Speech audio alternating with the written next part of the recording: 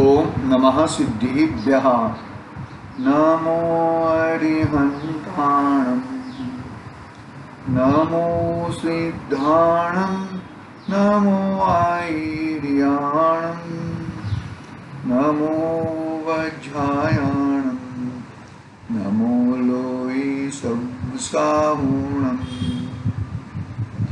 मंगलम भगवान वीरो मंगलम गौतमो गणी मंगलम कुंदार्यो जैन धर्मोस्तु मंगलम सर्वमंगल्य मंगल्यम सर्वकल्याणकारकम प्रधानम सर्वधर्माणां जैनम जयतु शासनम जैनम जयतु शासनम मंगलमय मंगलकरं वीतराग विज्ञान नमो ताई जाते भई हरिहंतादि महान परिमंगल करि महान ग्रंथ करण को काज जाति मिले समाज सब स्वामी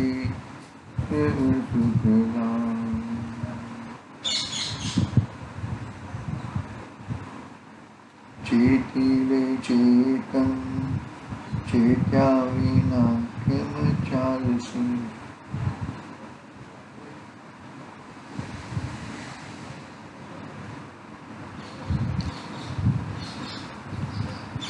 लाइट भी नहीं है थोड़ा, ठीक है कोई बात नहीं।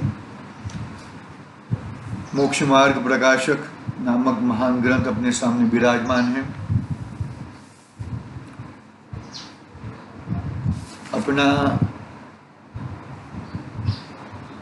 जो टॉपिक चल रहा है वो टॉपिक ग्रंथ की प्रामाणिकता और आगम परंपरा, उसके बाद ग्रंथकर्ता का अभ्यास, वहाँ तक हमने कल पढ़ा था। ग्रंथकर्ता का अभ्यास पढ़ लिया था, वो पढ़ के आगे हम देखेंगे। नेक्स्ट टॉपिक है असत्य पद रचना का विनिषेध। असत्य पद वो महत्वपूर्ण टॉपिक है और इसमें बहुत ही महत्वपूर्ण अपने लिए भी बात बताई है पंडित जी ने। देखो इसमें ग्रंथ की प्रामाणिकता, वो उसमें वो भी बात बताई थी कि मैं मेरी मति से एक ग्रंथ नहीं बना रहा हूँ, मैं जिनवाणी की मति से मैं ग्रंथ बना रहा हूँ। तब जिनवाणी की मति से ही अपनी मति चलनी चाहिए।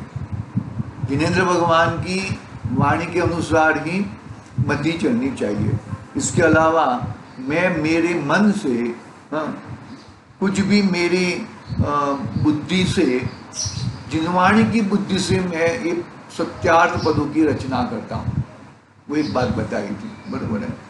मंगलाचरण करने के लिए मंगल तो सुख का ही कारण होता है, कभी दुख का कारण हो सकता नहीं है। जो दुख है वो तेरा पूर्व में किया हुआ पूर्व का प्रताप है, पूर्व का प्रदर्शन है। वो उसमें तू जुड़ मत जा, अभी तू कषाय मत कर। कषाय के बारे में भी अभी जो सत्य पदों की रचना में बहुत ही सुंदर बातें आने वाली है कि जैन कैसे होते हैं। मतलब बहुत ही एक वाक्य है ना, पंडित जी ने तोल के रखा है। ठीक है, हम पढ़ते हैं ग्रंथकर्ता का अभ्यास, ग्रंथकर्ता का आगम का अभ्यास, वो एक पढ़ते हैं वो टॉपिक। गलत हो गया। हाँ हाँ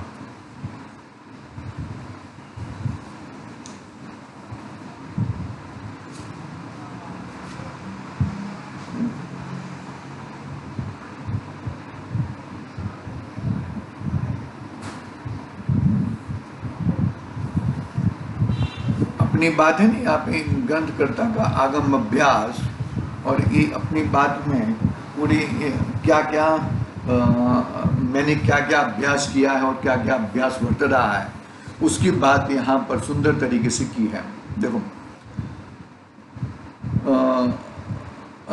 हमने इस काल में यहाँ अब मनुष्य पर्याय की प्राप्ति हुई है, प्राप्त की। हमने इस काल में यानी कि देखो उस काल में यानी कि ये हुंडा उत्सर्पणी काल में ये लक्ष्मण जी ने कहा था ना रामायण में कि मुझे यदि मैं ऐसा बोल रहा हूँ मेरा कोई पाप हो तो मुझे पंचम काल का मनुष्य बना देना। समझ में आया बात? तो पंचम काल के ये हुंडा अवसर्पणी काल और वो भी मतलब अवसर्पणी काल और उसमें हुंडा अवसर्पणी काल। तो हमने इस काल में यहाँ अब मनुष्य पर्याय प्राप्त की है। इसमें हमारे पूर्व संस्कार से व भले होनहार से पूर्व संस्कार से और भले होनहार से जैन शास्त्रों के अभ्यास करने का उद्यम हुआ जिससे व्याकरण न्याय गणित आदि उपयोगी ग्रंथों का किंचित यानी कि थोड़ा अभ्यास, व्याकरण का जितना चाहिए इतना, व्याकरण न्याय और गणित वो तो बहुत विशाल है, करणानि योग पूरा गणित समझ के चलो। न्याय के शास्त्र में पढ़नी चाहिए और व्याकरण तो वो किंचित अभ्यास के कारण टीका सहित, किंचित थोड़ा अभ्यास के कारण टीका सहित समयसार, पंचाष्टिकाय, प्रवचनसार, नियमसार, गोमठसार, लब्धिसार, त्रिलोकसार, तत्वार सूत्र आदि शास्त्र, इन शास्त्रों का अभ्यास और भी है, कम अभी पूरे नहीं हुए। क्या हुआ? पंचाष्टिका नियमसार, पंचाष्टिकाय आ गया,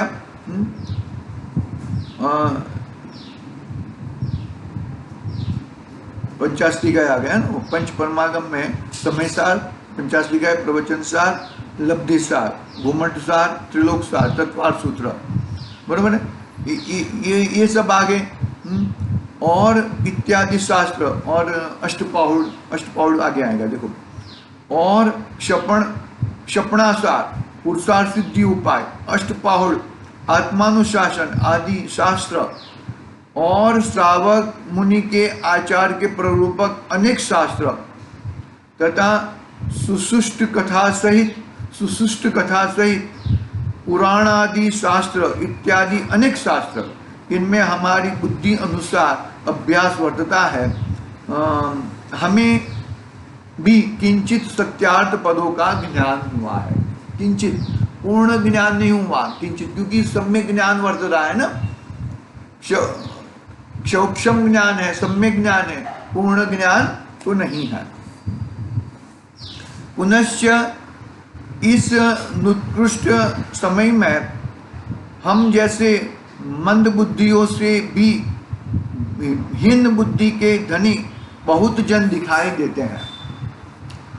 इतना ज्ञान, इतना विशेष, इतना होने के बावजूद भी, इतनी रुचि होने के बावजूद भी पंडित जी अपने आप को मंद बुद्धि मतलब कितनी लघुता बताते हैं, वो एक बताने की बात है। पंडित जी अपने आप को कितनी लघुता बताते। देखो मंद बुद्धियों से हीन बुद्धि के धनी बहुत जन दिखाई देते हैं, बहुत जन दिखाई देते हैं। इन्हें इन पदों का अर्थ ज्ञान हो, इसे हेतु धर्मानुराग वश देश भाषा में ग्रंथ रचने की हमें इच्छा हुई हो, इसलिए हम इस ग्रंथ बना रहे हैं। देश भाषा में, देश भाषा के अनुसार हम ये ग्रंथ बनाते हैं, इसलिए हम यह ग्रंथ बना रहे हैं। इसमें भी अर्थ सहित इन पदों का प्रकाशन होता है, इसमें भी अर्थ सहित इन्हीं पदों का प्रकाशन होता है। इतना तो विशेष है कि जिस प्रकार प्राकृत संस्कृत शास्त्रों में प्राकृत संस्कृत पद मिल जाते हैं, उसी प्रकार यहाँ अपभ्रंश सहित तथा यथार्थता सहित देश भाषा रूप पद लिखते हैं, परंतु अर्थ में व्यभिचार कुछ भी नहीं है। पहले कहा था ना कि मतलब भाषा कोई भी रहने दो, भाषा से कोई मतलब नहीं है, अर्थ उसका कभी आगे पीछे होता नहीं है। अ को हिंदी में लिखो, गुजराती में लिखो, इंग्लिश में लिखो, लेकिन वो प्रोनाउंसिएशन अ ही होएगा। मतलब वो अपने अपने जो है भाषा वाले वो उस प्रकार इन्होंने बना दिया है। मतलब इतना अभ्यास बढ़ रहा है किनको, पंडित जी को, बरोबर है। इसके लिए हमने ये देश भाषा में उसकी रचना की है।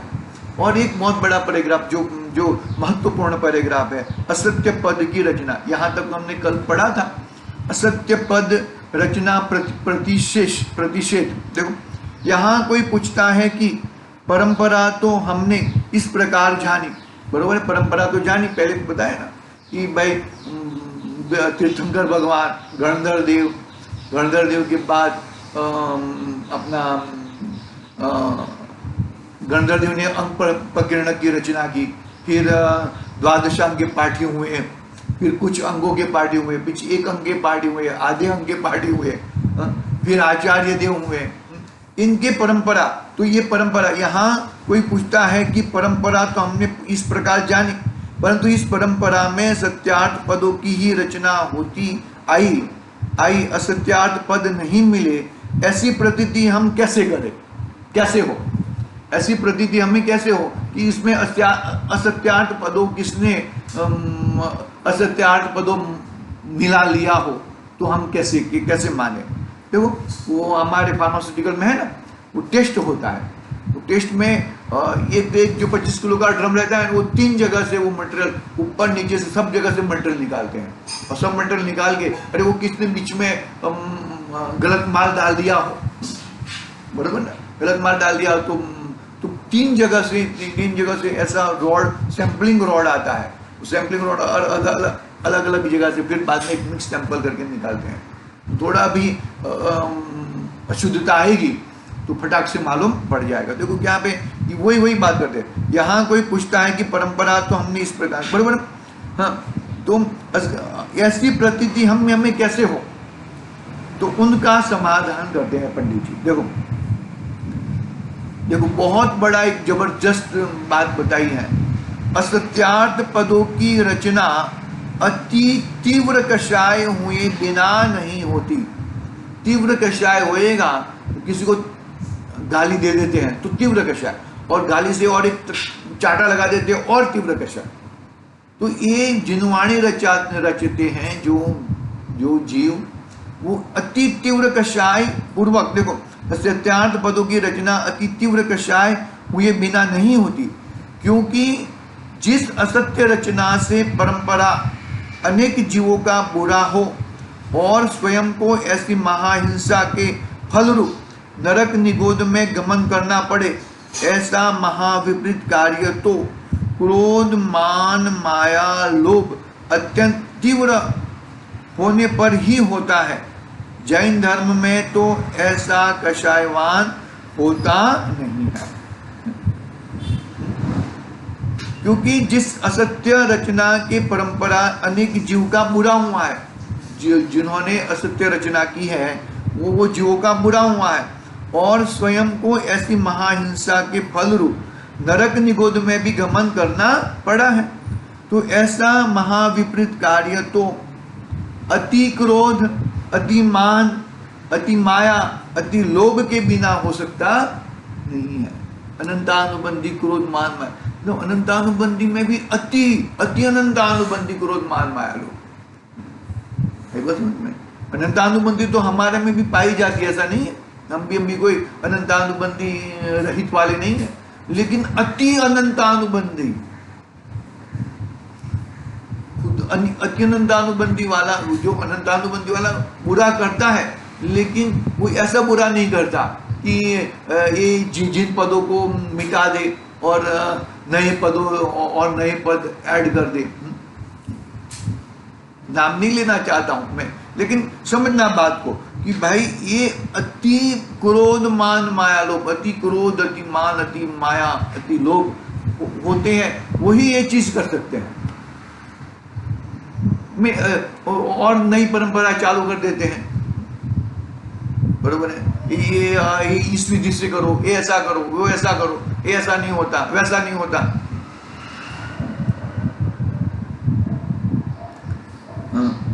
ऐसा महाविपरीत कार्य तो क्रोध मान माया लोभ अत्यंत तीव्र होने पर ही होता है। जैन धर्म में तो ऐसा कषायवान होता ही नहीं है। पहले तो ऐसा कषायवान अति अनंतानुबंधी, बाप रे, अनंतानुबंधी में भी है ना, अनंतानुबंधी में भी है, बहुत सारे भेद है अनंतानुबंधी।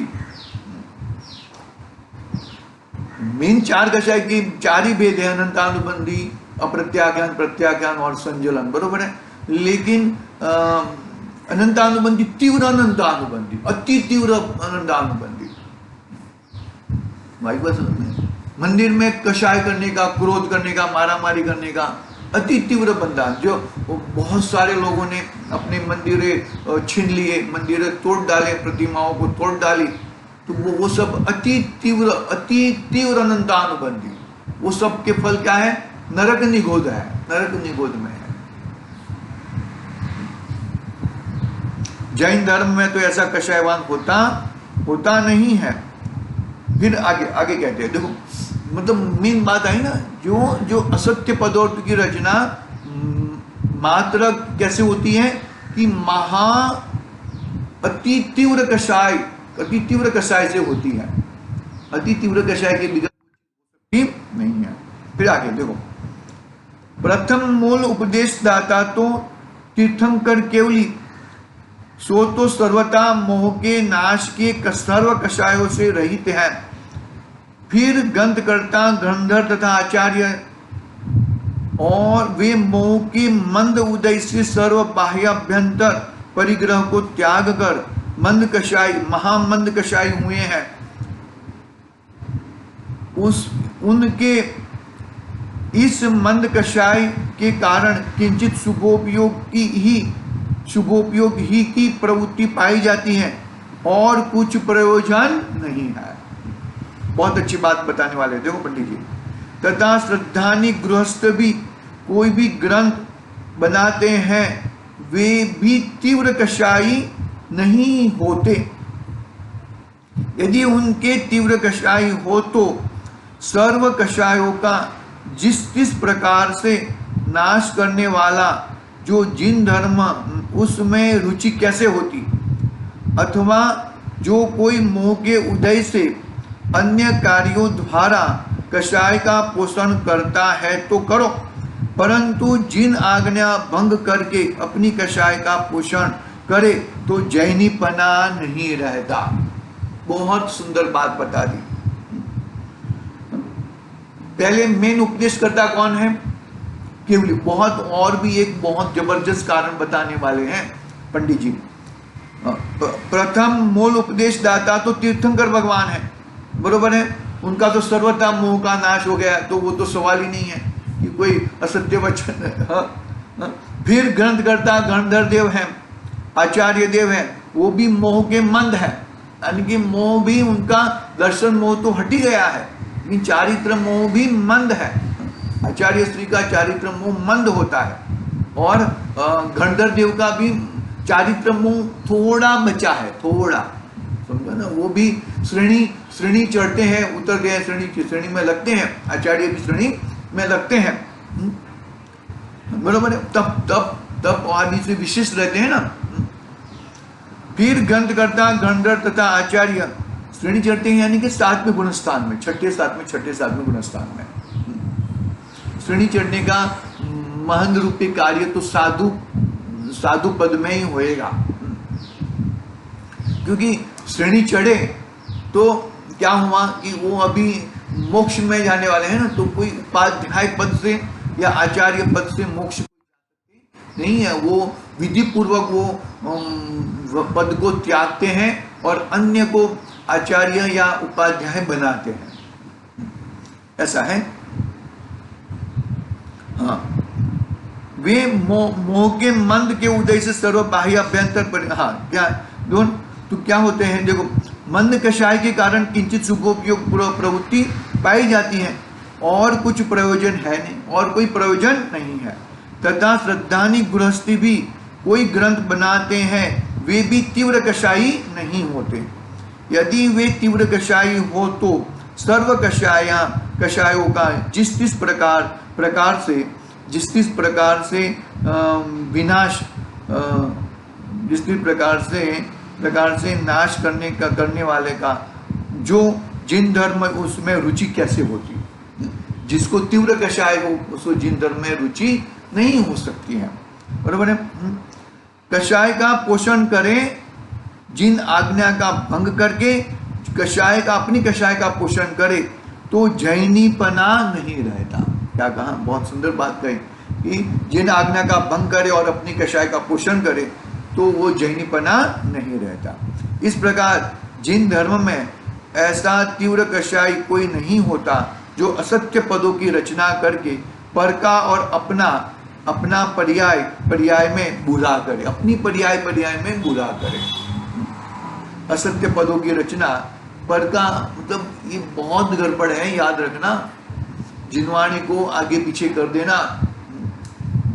अकलंक निकलंक देव ने क्या कहा, देखो कथनचित शब्द डाल के वो कथनचित शब्द मिटा दिया था, तो देखो ये जैनों के शास्त्र फिर वहां पे कथनचित शब्द लिख दिया।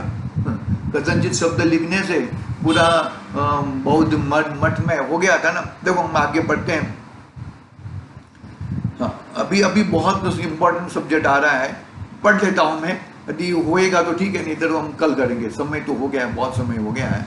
हाँ, यदि कोई जैनाभास तीव्र कषाय होकर असत्यार्थ पदों को जैन शास्त्रों में मिलाए फिर उसकी परंपरा चलती रहे तो क्या किया जाए, उसका बहुत ही सुंदर उदाहरण दिया, मैं पढ़ लेता हूं। जैसे कोई सच्चे मोतियों के गहने में झूठे मोती मिला दे परंतु झलक नहीं मिलती।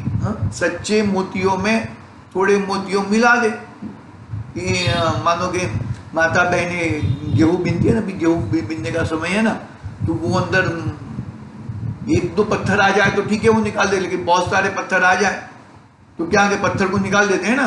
गेहूं का लक्षण भी जानते हैं और पत्थर का भी लक्षण जानते हैं, वो कैसा लक्षण है वो बताएंगे, पंडित जी बताएंगे। तो वो पत्थर को निकाल देते हैं। देखो यहाँ पर पंडित जी की भाषा में ही पढ़ेंगे। देखो, कोई बोला हो वही मोती के नाम से ठग जाता है। कोई बोला हो तो मोती के नाम से ठग जाता है तथा उसकी परंपरा भी नहीं चलती।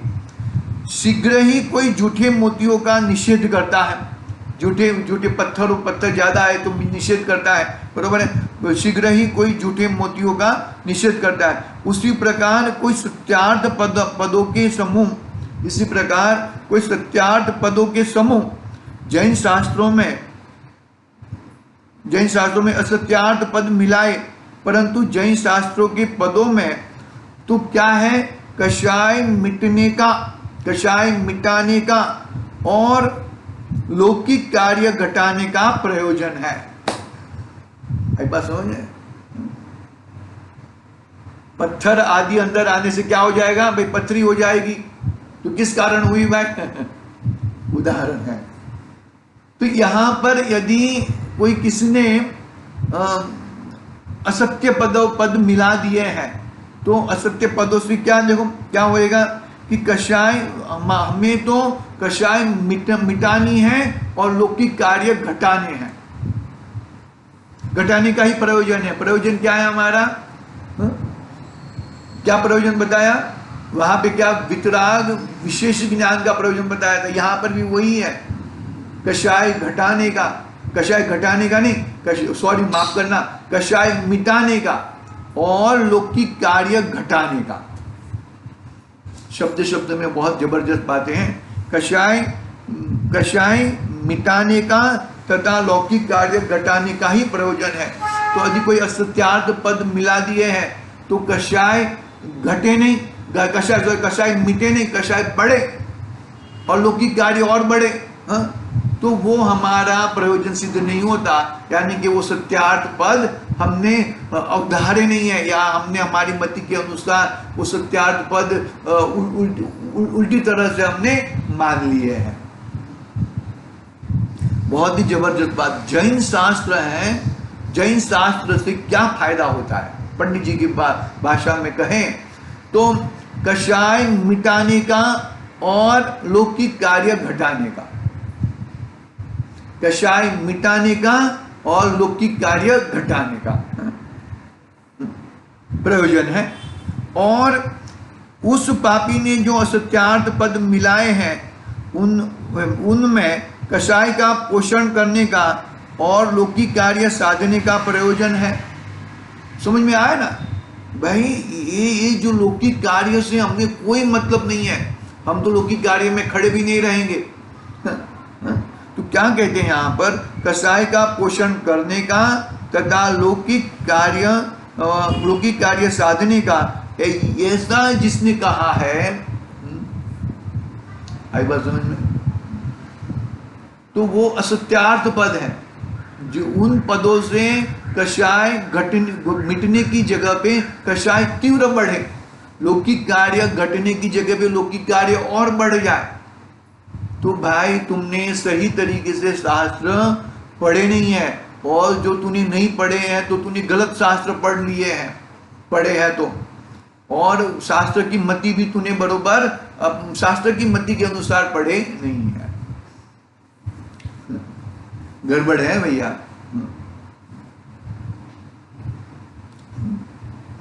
इसलिए परीक्षा करके